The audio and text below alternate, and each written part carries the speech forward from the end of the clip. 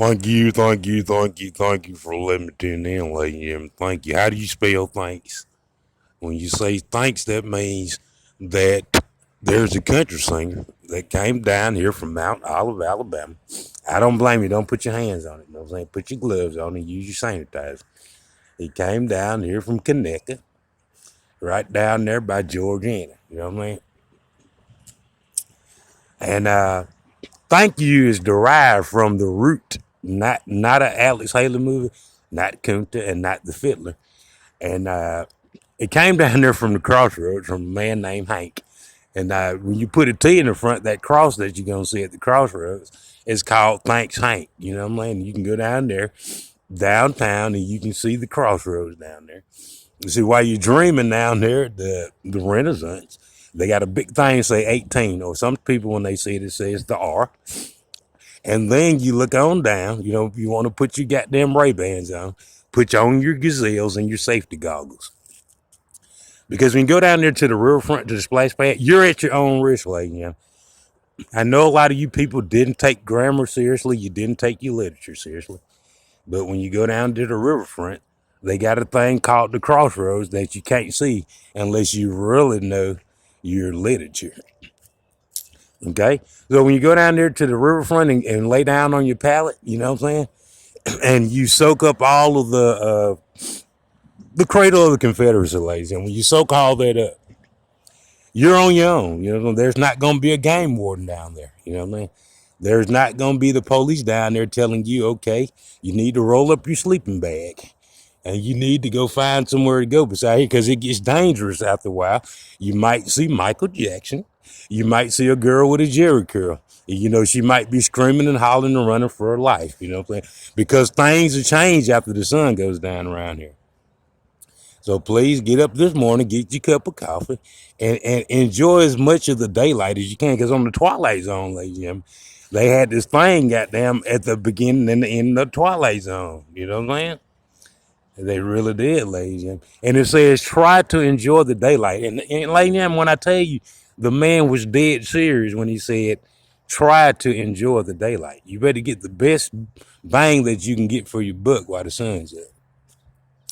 And I'll tell you, at least you can go say thanks, Hank. You know what I'm saying? Because that's what thank you is derived from that root. That's what it's a cross with Hank in the front of it. You know what I'm saying? And I want you to take it seriously because it is serious, ladies. Thank you very much. Thank you for letting me do.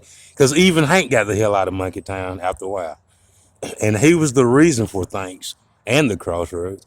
But even he had to pack his shit up and hit the road. And it was called The Last Ride. If you don't believe me, go to YouTube and Google it and see the trailer, or you probably can watch the movie if you pay about $4.99 to see the entire movie. But you know, Hank had a bad idea. He said he was going to print up his stuff here in Monkey Town, and he was going to open up a print thing called Wells. I'm Mr. Well. That's my name, Mr. Well. Called me that. You know what I'm saying? And he thought he was going to beat Penguin and Random House and Universal and Arista and most of the shows and all that shit. But he had to learn the tough way that Hank, even you ain't man enough to beat them streets. Them streets put Jesus out of business. Yes, they did. And the streets put Jesus out of business. When Jesus went up there to the crossroads, and today we have a special guest coming in called Pastor McFarlane, like him. No, he's not, no, it's not. No, it's not Isaiah versus Magic in the NBA Finals, ladies. No, Pastor McFarlane is not going to be preaching today. They got a cross that they got, and they made it out of yellow wood. Okay, and what they got some real strong 2x4s, and he got some pastors that was in his conference that's going to be helping him get up there on that cross, and they're going to get up there too. You know what I mean? And I tell you, man, while you're down there at True Divine or wherever you go, you know what I'm saying? I just want you to think about this.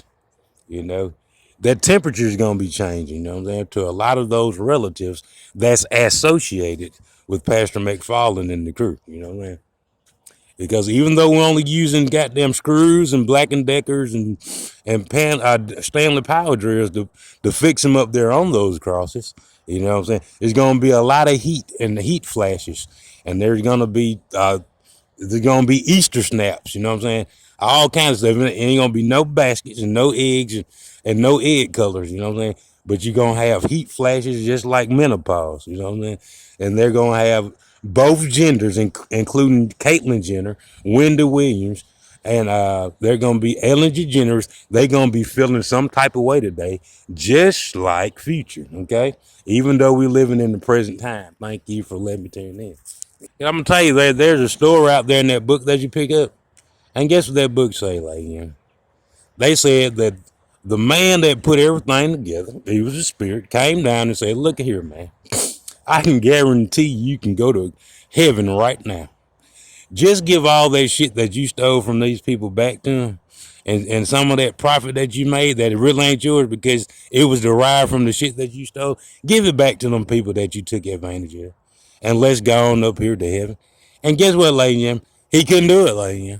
And I guess what you have a feeling, as medium rare as they have a feeling, that they don't want to give you anything in return for all the pain and suffering that you went through.